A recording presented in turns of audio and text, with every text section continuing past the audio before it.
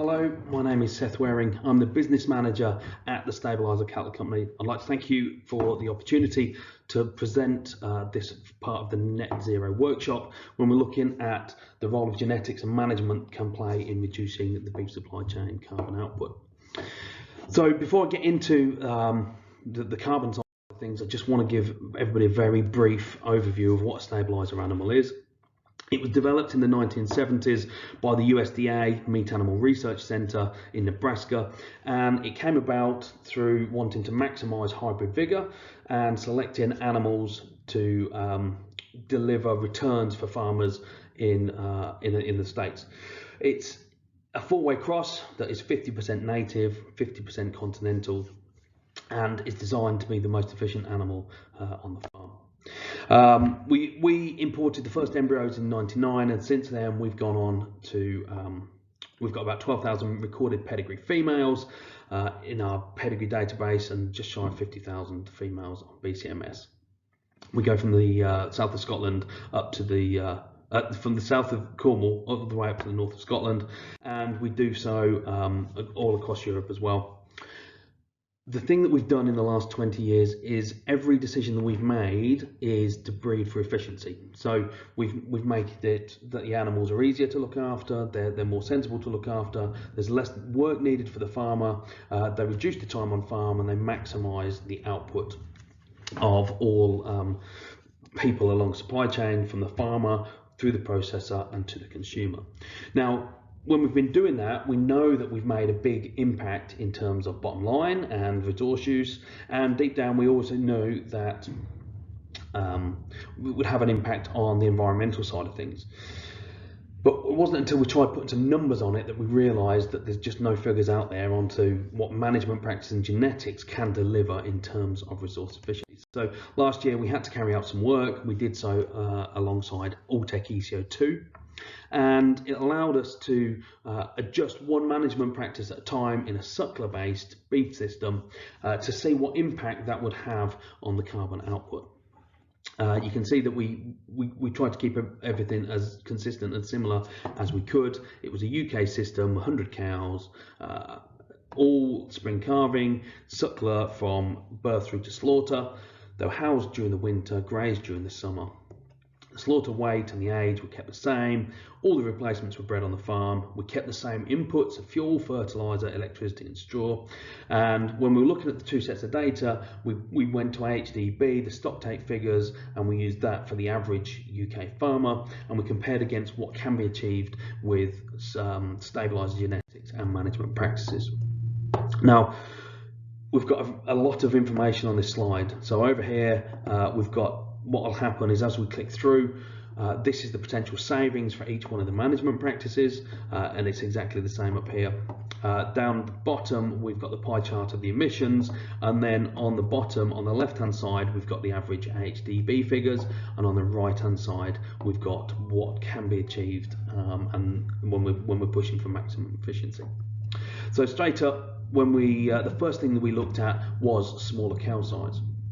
So by using a model that allowed us to adjust one parameter at a time, it allowed us to see what the impact of carbon would be if we just adjusted that one thing. And this first scenario is cow size. So you can see here that the HDB figures and the model figures, everything we've kept the same. So conception rate, calving age, weeks of calving, percentage in calf, live calves, birth weight, replacement rate, age at slaughter for both the males and the females. And the only thing that we've adjusted is, instead of having an average of 750 kilos, we've taken that down to a 600 kilo average. So you can see straight away that there's a saving of around about 7% that can be gained just by having a smaller cow.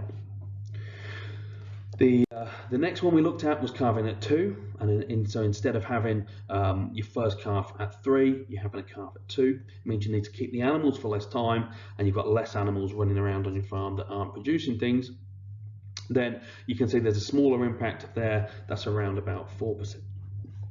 Excuse me, 4% saving can be achieved there. A smaller calf is the next one we looked at, and what a smaller calf meant was instead of having a calf of around 45 kilos, we had a calf of 37 kilos. More calves were born live, more calves were making it through to weaning. Therefore, we've got more beef to put the carbon across, so therefore it's a saving of around about 4%. Next one was an improvement in fertility. So instead of having a 15-week calving and bulling period, we took that down to a 9-week bulling and calving period.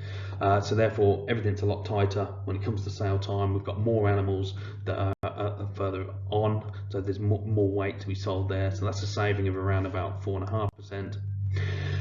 The replacement rate, instead of having a 16% replacement rate, took that down to a 12% replacement rate.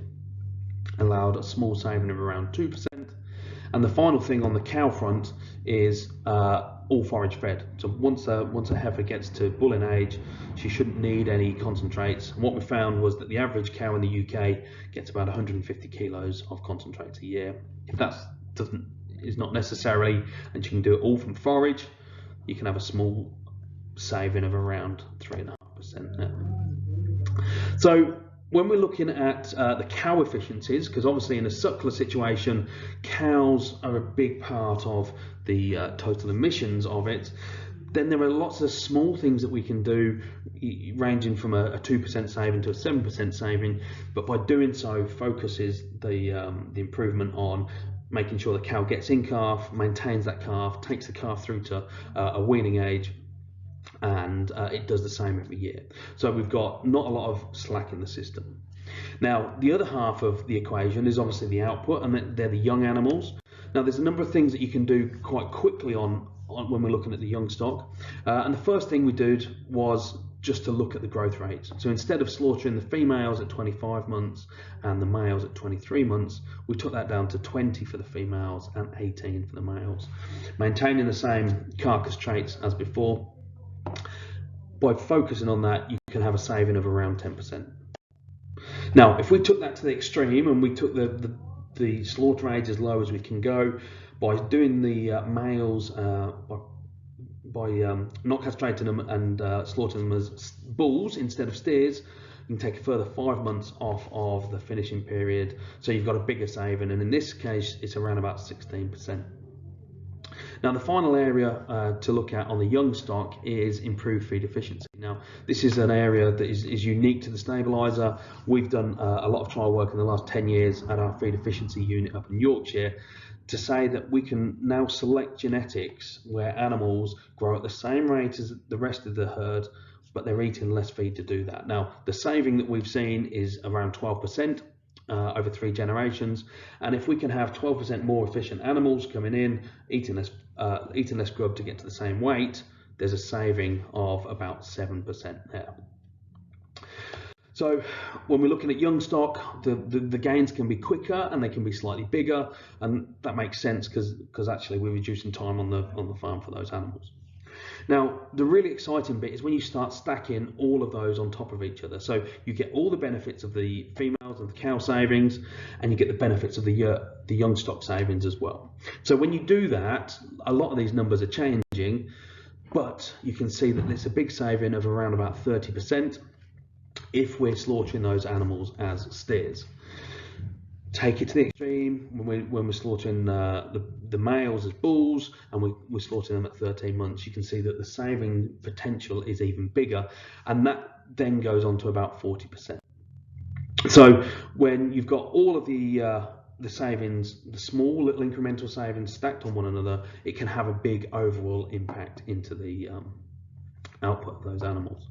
Now, what is it the consistent through all of this is this purple bit on the pie chart here has stayed roughly around 50%. Now that is the methane produced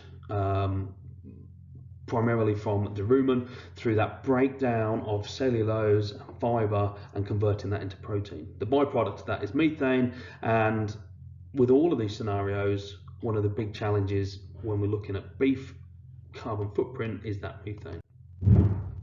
But by focusing on delivering small incremental gains, the big wins can be achieved, and we can have a big reduction in the numbers associated with it. Now, to give you an idea, when we looked at the average HDB figures, it was around about 18 kilos of carbon for every kilo of product sold, and at this end of it, on the full stabiliser genetics management, it's around about 11. So big savings can be made, but there's still a long way to go for beef. And for me, the messages are clear that we've got a lot to do on beef, and to make it carbon neutral or net zero, we've got a massive challenge ahead of us. But there are things that we can all do quite quickly, by focusing on efficiency, and the small incremental gains can all add up. But the real win here for beef producers is that by focusing on efficiency, not only do we reduce our carbon footprint, we make more money doing it, we improve the supply chain, and we improve that quality product coming through at the end of it all.